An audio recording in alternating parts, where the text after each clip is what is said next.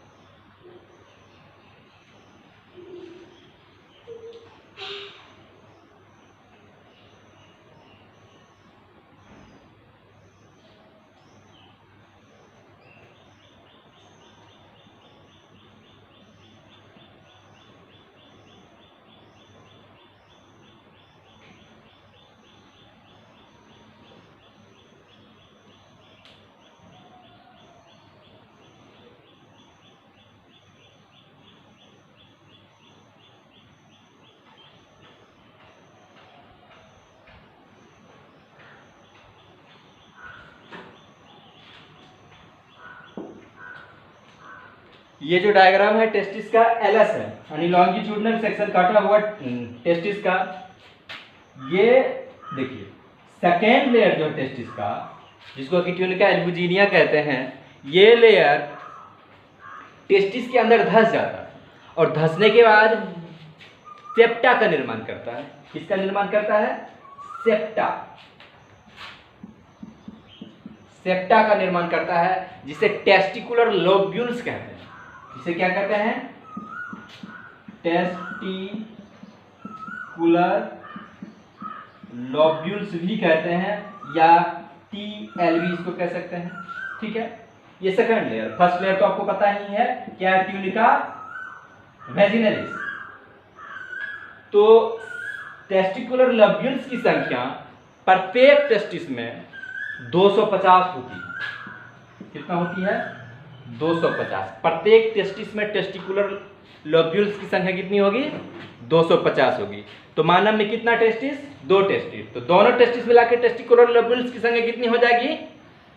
बताइए आप लोग। ये हो जाएगी 500। कितना हो जाएगी? 500। यानी यदि आपसे कोई पूछे कि ह्यूमन टेस्टिस में टेस्टिकुलर लोब्यूल्स की संख्या कितनी होती है, तो आप इसका क्या जवाब देंगे? इसका जवाब देंगे कि इसकी संख्या कितनी होगी? 500 होगी। कितनी होगी? 500 होगी। अब ये जानना है कि ये टेस्टिकुलर लोब्यूल्स जो है, ठीक है ना, सेप्टा जो है, इसी के अंदर शुक्र जनन नलिका पाया जाता है। इसके अंदर शुक्र जनन नलिका पाया जाता है, जिसे सेमनिफेरस ट्यूब्यूल्स कहते हैं। प्रत्येक सेप्टा में, मतलब टेस्टिकुलर लोब्यूल्स में सेमनिफेरस ट्यूब्यूल्स की संख्या 1 से 3 की संख्या में होती है। कितनी होती है? 1 से 3 की संख्या। यदि मान लिया जाए, यदि आपसे फिर पूछा जाएगा कि प्रत्येक टेस्टिस में सेमनिफेरस ट्यूब्यूल्स, शुक्र जनन नलिका की संख्या कितनी होगी, तो सीधे आप जानते हैं कि सेप्टा में, एक सेप्टा में कितना होगा? 1 से 3। तो 250 सेप्टा में, 250 सेप्टा में कितना हो जाएगा? 3 से मल्टीप्लाई करते हैं तो 250 गुना 3 कर देंगे तो 750 हो जाएगा। कितना हो जाएगा? 750। यानी ह्यूमन टेस्टिस में सेमनिफेरस ट्यूब्यूल्स की संख्या, शुक्र जनन नलिका की संख्या कितनी हो जाएगी? 750 होगी एक टेस्टिस में। 750 एक वर्षन में होगा। यदि दोनों वर्षन की बात करेंगे तो कितना हो जाएगा, टोटल 1500 हो जाएगा। ये पूछा जा सकता है सवाल, ठीक है। तो कितनी हो जाएगी, 250 सेप्टा एक टेस्टिस में। तो एक टेस्टिस में सेमनीफेरस ट्यूब्यूल्स की संख्या कितनी होगी, 250 सेप्टा एक टेस्टिस में। तो सेमनीफेरस ट्यूब्यूल्स की संख्या कितनी, इसको 3 से मल्टीप्लाई करें तो 750। 750 किस में, एक टेस्टिस में। यदि दोनों टेस्टिस की बात करेंगे तो 1500 हो जाएगा, सीधी सी बात है। तो ये सेमनीफेरस ट्यूब्यूल्स यहां पे पाया जाता है, इस तरह से पाया जाता है। सेमनीफेरस ट्यूब्यूल्स कहां पे, सेप्टा में पाया जाता है। यही सेमनीफेरस ट्यूब्यूल्स जो है क्या करता है, स्पर्म का निर्माण करता है।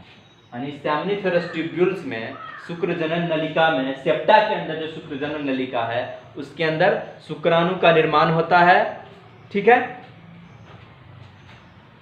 तो अब हमको जानना है कि ये सेमनीफेरस ट्यूब्यूल्स जो है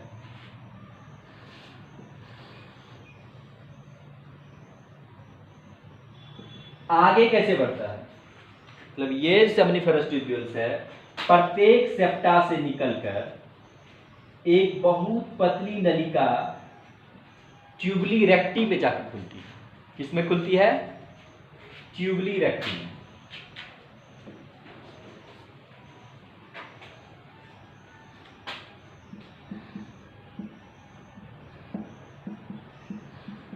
ट्यूबली रेक्टी में खुलती है।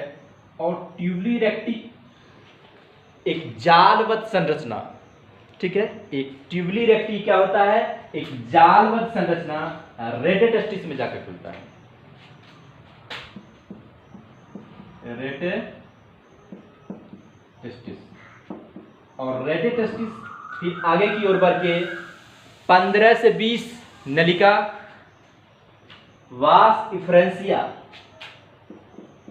वास इफ्रेंस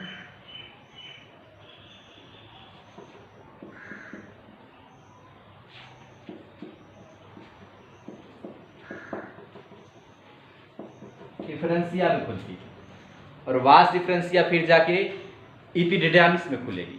वास डिफरेंशिया कहाँ खुलेगी, इपिडिडामिस में, इपिडिडामिस में। तो क्या जाना आपने, फिर से देखिए, ये प्रत्येक सेप्टा में जो सेमनीफेरस ट्यूब्यूल्स है, शुक्र जनन नलिका है, वो आगे की ओर बढ़ते हुए एक बहुत पतली नली में खुलती है जिसे ट्यूबली रेक्टी कहते हैं। और ट्यूबली रेक्टी एक जालवत संरचना में खुलती है, ठीक है ना, जिसे रेटे टेस्टिस कहते हैं। और रेटे टेस्टिस 15 से 20 पतली नलिका में खुलती है जिसे वास डिफरेंशिया कहते हैं। और वास डिफरेंशिया आगे की ओर बढ़ती है तब जाके इपिडिडमिस में खुलती है। और ये इपिडिडमिस उदर गुहा को क्रॉस करते हुए यानी यूरिनरी ब्लैडर को क्रॉस करते हुए फिर सेमाइनल वेसिकल से मिलता है और फिर जाके पेनिस से जाके मिल जाता है, ठीक है। आगे हम लोग बढ़ते हैं, इस सेमनीफेरस ट्यूब्यूल्स की बात करेंगे। अब सेप्टा में मौजूद सेमनीफेरस ट्यूब्यूल्स जो है, शुक्र जनन नलिका जो है, उसकी बात करते हैं। यदि हम एक सेमनीफेरस ट्यूब्यूल्स की बात करेंगे, हम जानते हैं कि इसमें सेमनीफेरस ट्यूब्यूल्स की संख्या एक सेप्टा में कितनी होती है, 3 होती है। एक भी हो सकती है, 2 भी हो सकती है, मैक्सिमम कितनी होती है, 3 होती है। यदि एक टेस्टिस का टीएस काटेंगे, ट्रांसवर्स सेक्शन काटेंगे, तब वो इस तरह से दिखाई देगा।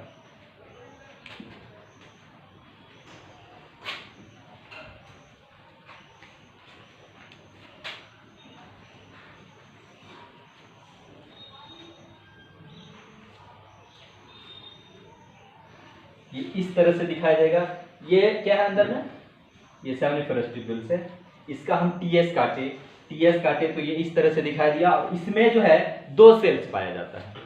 सेमनीफेरस ट्यूब्यूल्स में 2 सेल्स पाया जाता है, जिसमें एक होता है स्पर्मेटोगोनिया सेल, ठीक है, जहां पे शुक्राणु का निर्माण होता है, जहां पे शुक्राणु का निर्माण होता है। और एक होता है सर्टोलाई सेल्स। एक क्या होता है? सर्टोलाई सेल्स। और एक होता है स्पर्मेटोगोनिया सेल। तो सर्टोलाई सेल्स जो है ये बड़ी बड़ी कोशिका है, इस तरह से पाया जाता है। और इसके बीच बीच में बहुत छोटी छोटी कोशिकाएं पाई जाती है, जिसे क्या कहते हैं? स्पर्मेटोगोनिया।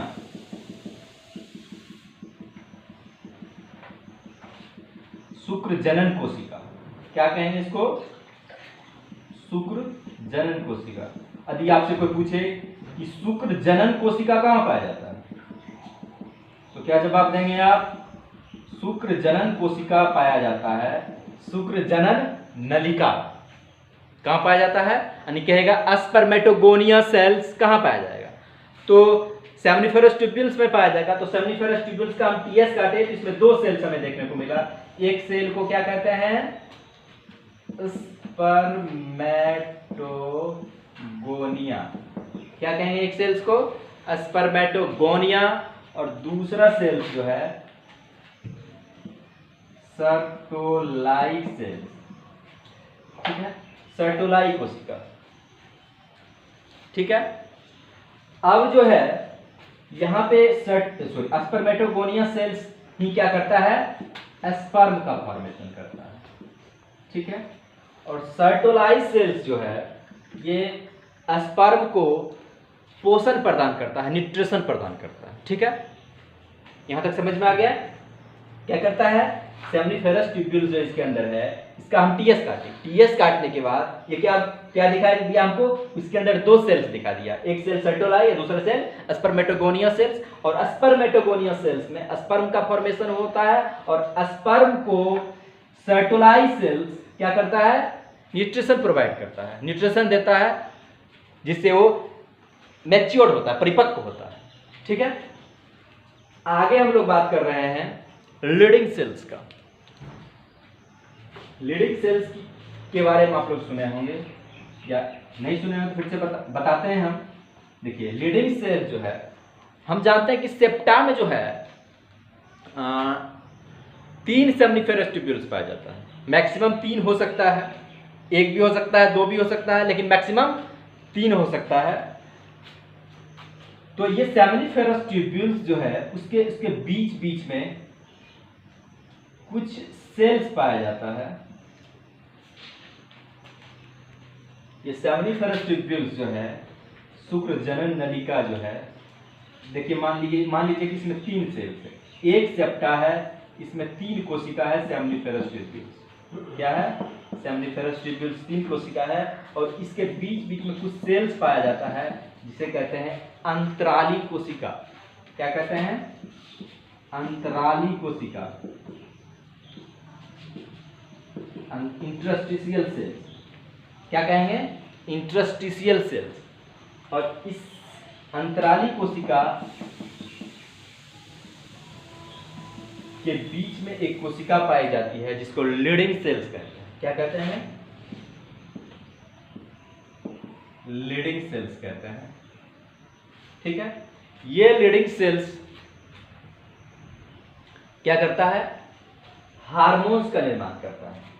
बताइए कौन सा हार्मोन्स का निर्माण करेगा? पढ़ चुके हैं आप कौन सा हार्मोन है? देखिए ये हार्मोन्स है टेस्टोस्टेरोन। क्या है? टेस्टोस्टेरोन, या इसको एंड्रोजन भी कहते हैं, या इसको क्या कहते हैं? एंड्रोजन कहते हैं। ये हार्मोन्स का सिक्रेशन करता है। अब जानना है कि ये हार्मोन्स का क्या काम है, ठीक है।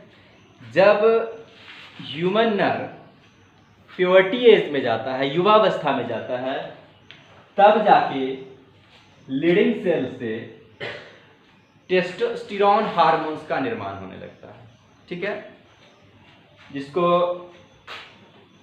जिसके कारण उसमें मैच्योरिटी आने लगता है, परिपक्वता आने लगता है। ठीक है ना। नर में दाढ़ी मूछे निकलने लगता है, आवाज भारी होने लगता है, कंधा चौड़ा हो जाता है इस हार्मोन्स के प्रभाव के कारण, यानी वो मैच्योर हो जाता है। तो ये हार्मोन्स का निर्माण कहाँ हो रहा है?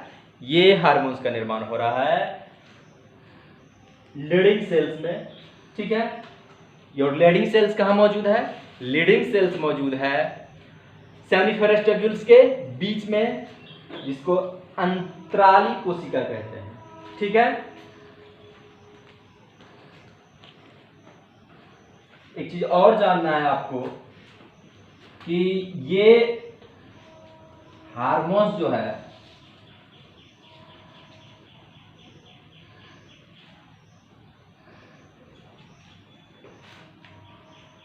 ये हार्मोन्स का मतलब ये हार्मोन्स का सिक्रेशन जब होने लगता है तब जाके स्पर्म का भी फॉर्मेशन होता है। स्पर्म जब का फॉर्मेशन हो जाता है तो जब नर में प्रथम बार स्पर्म रिलीज होगा, शुक्राणु रिलीज होगा, तो उस क्रिया को कहते हैं स्पर्मार्की।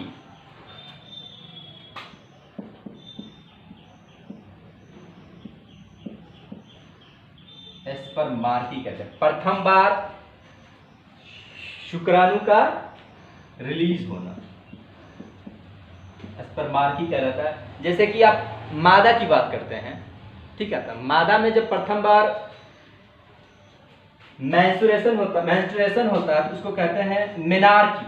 इसको क्या कहते हैं? मेनार्की। और जब उसका अंत हो जाता है तब कहते हैं मीनोपॉज, ठीक है। इसको क्या कहते हैं? जैसे मादा की बात करते हैं, फीमेल्स की बात करते हैं, जब प्रथम बार क्या होता है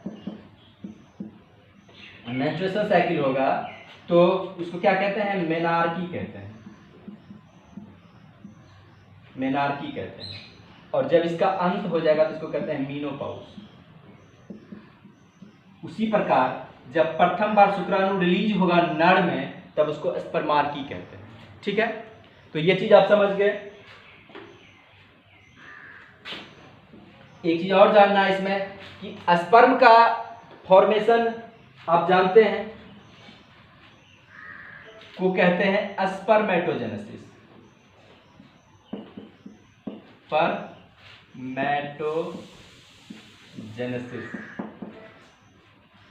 स्पर्मेटोजेनेसिस एक तरह से क्या है?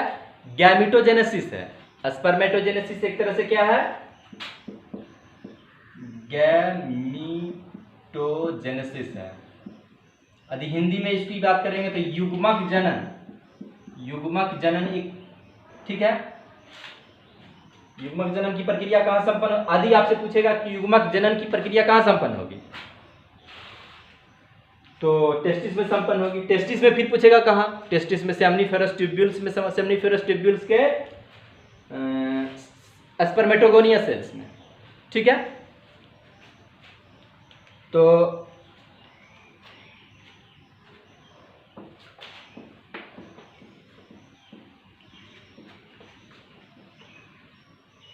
अब हम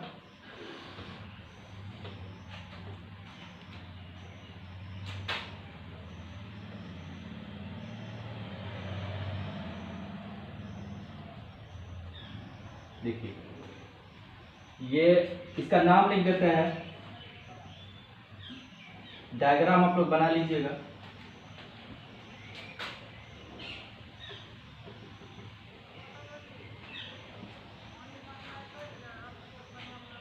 सबसे बाहर क्या था? ट्यूनिका वैजिनैलिस, दूसरा है ट्यूनिका एल्बुजिनिया, और तीसरा लेयर इसके अंदर ही है जिसे ट्यूनिका वास्कुलोसा कहते हैं। ट्यूनिका वास्कुलोसा, देखिए ट्यूनिका वास्कुलोसा जो है ये सबसे अंदर का लेयर है। ये जो है टेस्टिस में ब्लड कैपिलरीज का निर्माण करता है, ठीक है ना, ब्लड कैपिलरी।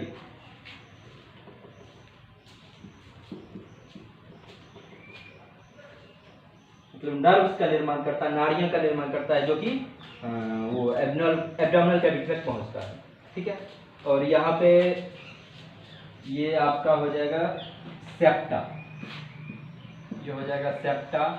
और इसके अंदर निर्माण हो रहा है, इसके अंदर मौजूद है 1 से 3 की संख्या में सेमिनिफेरस ट्यूब्यूल्स, जिसको एसटी कहते हैं, ठीक है। और सेमिनिफेरस ट्यूब्यूल्स आगे की ओर खुलती है छोटी छोटी नलिका में, जिसे ट्यूबली रेक्टी कहते हैं, ट्यूबली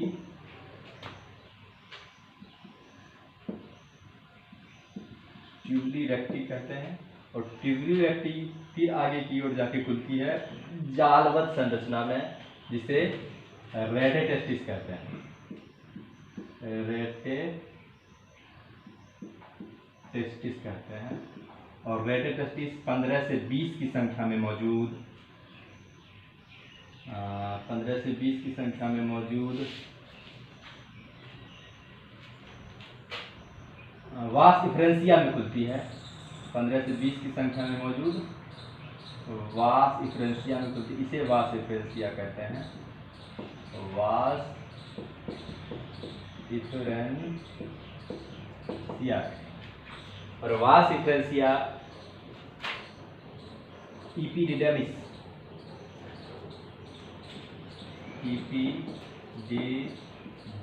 में खुलती है। और इपिडिडमिस जो है एक तरह से घोड़े के नाल जैसा दिखता है। इपिडिडमिस कैसा दिखता है? घोड़े के नाल जैसा दिखता है। ये आपका हो गया, ये भाग इपिडिडमिस हो गया, ये घोड़े के नाल की तरह दिख रहा है। इसको 3 भागों में डिवाइड किया गया है। इपिडिडमिस को 3 भागों में डिवाइड किया गया है, कॉडा, कॉर्पस और कैपुल।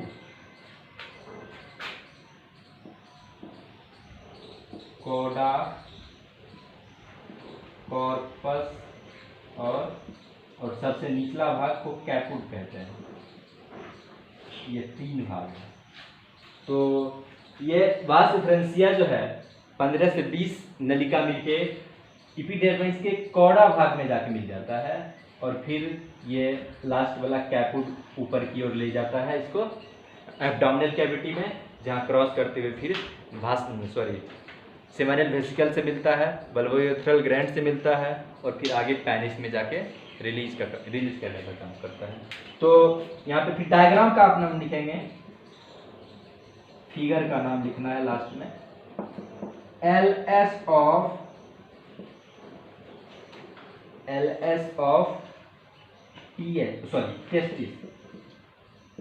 टेस्टिस यानी लंबवत, वृषण का हिंदी में क्या कहेंगे? वृषण का लंबवत काट, ठीक है। इसमें दिखाया गया सारा का सारा चीज। तो टेस्टिस में इतना ही। हमारे वीडियो को लाइक, सब्सक्राइब और शेयर करें, साथ ही नोटिफिकेशन आए, बेल आइकन को दबाएं ताकि नोटिफिकेशन हमें समय समय पर मिलता रहे, ठीक है। बहुत बहुत धन्यवाद।